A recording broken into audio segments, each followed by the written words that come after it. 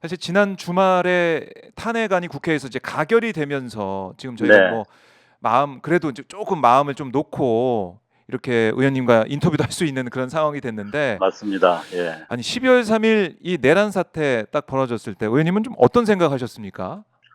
뭐 대체로 저희 세대들, 그러니까 뭐 네. 조국 대표나 저나 같은 세대들은 80년을 떠올리고 전두환 음. 독재 시절을 떠올리고 늘 저희들이 그 당시에는 작은 민주화 운동 시위를 하는 것만으로도 투옥이 되고 또 그랬었죠. 쫓기고 그랬던 시절을 네. 살았기 때문에 그런 악몽이 솔직하게 되살아났고 공포감도 있었습니다. 음. 그럼에도 불구하고 국민들이 부여해 주신 국회의원의 어떤 소명, 네. 이것을 막아낼 수 있는 유일한 진지가 국회밖에 없다, 이런 판단들을 다 함께 했었던 것 같고요. 음. 그래서 다 국회로 모여야 된다라고 하는 부분에 있어서 네. 지체 없이 다 모였고, 저도 담장을 넣다가 구두가 찢어지기도 아 했습니다마는 구두가 찢어졌어요?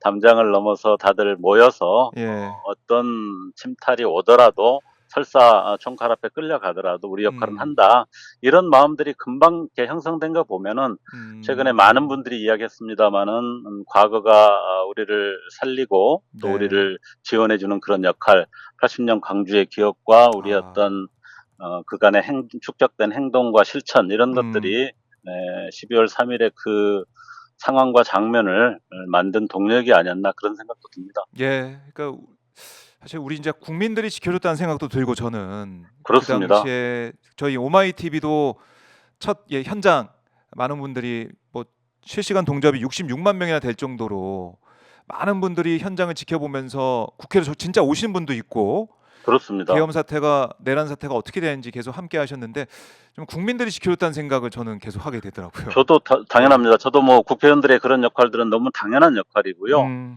저는 두 가지가 가장 컸다고 생각하는데, 당연히 네. 첫 번째로는 소식을 듣자마자 국회 앞에 와서 음. 계엄군들을 또 탱크를 직접 막고, 또 1차 부결이 됐을 때 국민의힘에 대한 아주 강력한 비판과 음. 압박으로 국민의힘을 이렇게 움직였던 것이 바로 국민들이었기 때문에 네. 국민들의 힘이 가장 컸다고 생각이 들고요.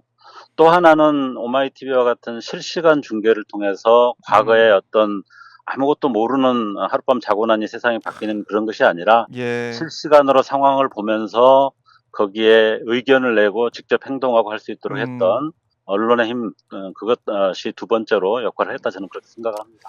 그래요. 그래서 이제 계엄 해제는 됐지만은 그 이후에 벌어졌던 사실 1차 탄핵 소추안 투표는 국민의힘 의원들이 안 들어와서 불성립 그렇습니다. 되면서 폐기가 된 거 아니었습니까? 맞습니다. 정말 제일 처음에, 아찔하더라고요. 예. 안철수 의원만 남아 있었고, 네. 곧 이어서 김혜지 의원, 김상욱 의원이 이렇게 들어오는 정도에 그쳤고, 다 음. 동시 퇴장을 함으로써 아예 투표함을 열어볼 수 없는, 200 명패가 200개 이상이 돼야지만 그렇죠. 투표함을 열어볼 수 있게 돼 있는데, 이 네. 탄핵 가결 같은 경우에는 열어보지도 못하고 끝난 게 첫 번째의 음. 상황이었는데, 그 상황을 보면은 아직도 뭐 국민의힘 의원 내에서는 그런 상황의 연장선에 있는 것 같긴 합니다만은, 음.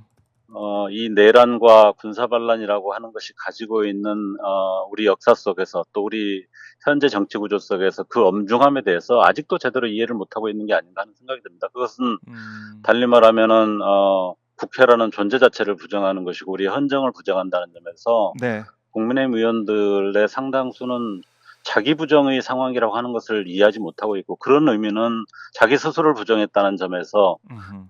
국회의원으로서 자격이 없는 것이 아닌가, 또 정당으로서 음. 자격 자체를 우리가 의심하게 만드는 것이 아닌가. 네. 물론 마지막 표결에 찬성으로 참여해 주신 아주 훌륭한 의원님들에 대해서 감사한 마음이 있지만, 국민의힘 전체를 보면은 아직 여전히 그런 부분에 대한 예. 의구심을 지울 수가 없습니다. 그래서 이제 1차 투표 이후에 105 명의 국민의힘 의원들의 얼굴이 그야말로 이 신문 일간지 1면에 박제가 되는 상황까지 있었고 각 지역에서는 뭐 난리가 났죠. 난리가 났고 여러 이제 민심에 국민들의 이제 압박이 있었고 이제 2차 투표까지 와서 결국 가결이 됐는데 아니 뭐 윤석열 이 담화도 그 사이에 있었고 여러 가지 상황들이 전개가 되면서 의원님은 2차 투표에서 가결될까 좀 예상을 하셨습니까? 어떻습니까? 물론 뭐 2차 표결 있기 직전까지 네. 말씀하신 대로 굉장히 충격적인 새로운 상황들이 많이 확인이 되고, 특히 예를 들면은 정확한 사실로 최종 확인된 건 아닙니다만은 음. 자당의 국민의힘 당의 당대표인 한동훈 대표의 경우에는 사살 대상이었다라는 이야기까지 나왔지 아, 않습니까? 예. 그런 주장도 있고. 상황이었고 국민의힘 내에서 어쨌든 투표에는 참여해야 된다라고 하는 국민들의 압박 자체에 대해서 네. 상당한 어떤 변화가 있었기 때문에 음. 일단은 투표장에 들어오면 그래도 찬성 투표를 어쨌든 무기명 투표니까 할 수 있지 않겠는가 이런 기대감이 있었던 건 사실이고요. 네.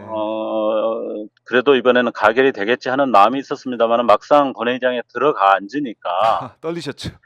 그때까지도 어쨌든 공식적으로 밝힌 분들은 7분이었지 않습니까? 맞아요. 그래서 과연 이분들이 현재 상황에 대한 인식이나 여러 가지가 동떨어져 있는 그 당내 음. 분위기 때문에 최종적으로 어떤 선택을 할지 확신이 없었고 마지막 네. 표결 발표할 때까지 조마조마한 마음으로 저희들이 지켜봤습니다. 사실 그 박찬대 원내대표의 탄핵소추안 발표할 때는 눈물을 흘리는 의원들도 주변에 많았고요. 아. 그 상황이나 결과에 대해서 굉장히 안절부절하는 그런 모습을 많이 보였기 때문에 네. 기대는 했으나 확신은 없었던 그런 상황이었습니다. 예. 저도 이제 그 상황을 이제 방송하면서 지켜봤는데 이 잠깐 멈칫하고 있는 우원식 국회의장의 모습을 보면서도 정말 떨렸거든요. 딱 네, 네. 투표 결과를 받은 다음에 바로 읽진 않고 잠깐 포즈를 좀 뒀다가 발표하더라고요. 그래서 그게 이제 찬성이 이제 많아서 200표가 넘어서 그런 걸까 아니면 안 돼서 그런 걸까? 지난번에 김건희 특검법 같은 경우는 2표가 부족해서 부결될 때 폐기가 될 네, 때 네, 그때는 포즈를 준 다음에 얘기하면서 이렇게 부결이 된 결과가 나왔기 때문에 걱정이 됐는데 맞습니다. 이번에는 204표. 이것도 좀 저는 개인적으로 좀 아슬아슬하게 느껴지더라고요. 어떻게 보셨습니까? 저도 그 표결이 이렇게 찬성이 이제 좀 늘어난다면은 그래도 한 210표, 20표까지는 나오지 않겠는가 음. 그런 기대를 사실은 했었는데 왜냐하면은 네. 투표장에 본회의장에 다 들어왔고 탄핵 투표는 누가 투표를 했는지 알 수 없는 무기명 투표이기 그렇죠. 때문에 본인의 양심과 판단에 따라서 얼마든지 찬성을 할 수 있음에도 불구하고 204표 네. 12명만 찬성을 하신 12명. 거잖아요. 그렇죠. 생각보다는 저는 굉장히 좀 너무 예. 부족하고 아까도 음. 말씀드린 것처럼 국민의힘 의원들이 이번 사태나 국민들의 이번 사태에 대해서 국민들이 생각하는 바에 대해서 너무 인식이 현실하고 음. 좀 괴리되어 있는 게 아닌가. 자기들만의 세계 속에서 살고 있는 것이 아닌가. 또는 음. 그걸 알더라도 모 의원이 이야기한 것처럼 1년 지나면 또 결국은 돌아온다라고 아. 생각하는 국민과 유권자에 대한 철저한 무시 이런 것들이 음. 바탕이 돼 있지 않나 하는 생각이 들어서 네. 여전히 앞으로 한국 정치 상황이나 여러 가지를 생각해 볼 때는 상당히 비관적이고 걱정이 음. 많이 됩니다. 걱정이 된다. 그러니까 이제 반대가 어떻게 보면은 85표가 있는 거 아니겠습니까? 그렇습니다. 85명은 확실히 반대를 했고 기권이 3표, 무효가 8표라고 하는데 네. 그 100명 가까운 사람들은 계속해서 국민과 다른 생각하고 있다. 이것도 우리 국민들이 볼 때는 참 마음이 놓이는 상황은 아닌 것 같아요. 그러니까 이게 무슨 예. 어떤 정책적인 사안에 대한 찬반이 있다거나 예. 어떤 사소한 정치적인 어떤 쟁점을 가지고 찬반을 나누는 거라고 한다면 음. 여야가 있는 것이고 보수와 진보가 있는 거니까 얼마든지 다룰 수 있다고 생각하는데 이번 네. 상황은 국가 기본 질서, 국가 시스템 또 헌법 체계 이것 자체에 대한 근본 부정이지 않습니까? 음. 그런 상황에서도 그 부분에 대해서 명확한 자기 판단을 못 한다고 하는 것은 예를 들면 서구 같은 경우에 우리가 이상하게 보는 그 아주 극우 파시스트들의 음. 일부 행태 네. 그런 사고와 인식을 그 정도 많은 사람들이 가지고 공감하고 있나 하는 음. 우려가 들어서 굉장히 우리 지금 정치 구조나 네. 정치 참여자들의 인식 자체가 위험한 상태다. 이런 생각이 들고 음. 그것 자체가 실제로 존재하기 때문에 앞으로의 정치 과정에서도 계속 그런 어떤 움직임들과 그런 네. 시도들이 반복될 수 있다. 아하. 이런 점에서 절대로 안심할 수 없는 상황이다. 이런 안심할 수 생각을 해 없다. 봅니다. 그나마 희망이 있다면 바로 이제 우리 국민들인데요.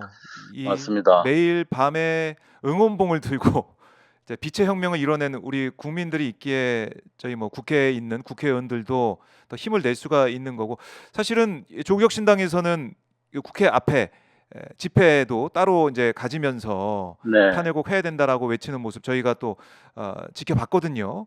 네, 뭐 많은 국민들 속에 뭐 함께 했습니다마는 조국혁신당 당원들도 당연히 국민의 하나로서 최선봉에서 그동안 쭉 이런 어떤 검찰 독재의 어떤 조기 네. 종식이라든지 이런 지향들을 펼쳐왔기 때문에 오히려 가장 적극적으로 참여할 수밖에 없었고요. 음. 어쨌든 말씀하신 대로 특히 이번에 저희들이 최근 한 수년간의 정치 과정을 보면 네. 특히 2030 젊은 층의 정치적 무관심이라고 할까요? 그럴 또는 수 뭐 있죠. 예. 일부 약간 보수성들이 보이는 음. 부분에 대한 우려들이 많았는데 이 내란 군사반란 상황에서 보여준 네. 2030들의 적극적 참여, 그다음에 음. 그 긍정적 에너지, 네.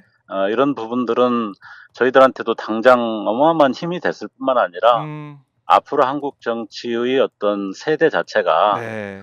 과거는 소위 80년 이후에 586이라고 대변되던 음음. 그 세대들이 민주주의를 끌어왔다고 한다면 네. 이번에 비로소 2030의 새로운 세대들이 음. 앞으로 한국의 민주주의를 밀고 끌고 가겠구나 하는 그런 어떤 아. 희망을 보여줬다 그렇게 생각을 했습니다. 그래요. 그런 의미 분석도 할 수가 있겠군요. 알겠습니다. 의원님 저희가 이렇게 뭐 짧게나마 오늘 또 일정이 있으셔 가지고 전화 연결만 좀 했는데 다음에는 직접 모시고 길게 말씀을 들어보도록 하겠습니다. 네, 꼭 직접 뵙고 네. 말씀 나누도록 예. 하겠습니다. 오늘 조국 대표 배웅하느라고 제가 전화로 연결해서 죄송하게 됐습니다. 네. 끝으로 저희 시청자분들께 꼭 하고 싶은 말씀 있으면 간단하게 한 말씀 해 주시죠. 네. 예, 조국혁신당 조국이 없지만 조국의 가치와 조국의 정신 또 당원들이 처음부터 외쳐왔던 검찰 개혁과 새로운 대한민국을 만드는 그런 정신을 굳건히 지키면서 네. 열심히 뛰겠습니다. 잘 지켜봐 주시고 응원해 주십시오. 고맙습니다. 알겠습니다. 의원님 말씀 잘 들었습니다. 감사합니다. 네. 지금까지 서왕진 조국신당 의원과 말씀을 나눠 봤습니다.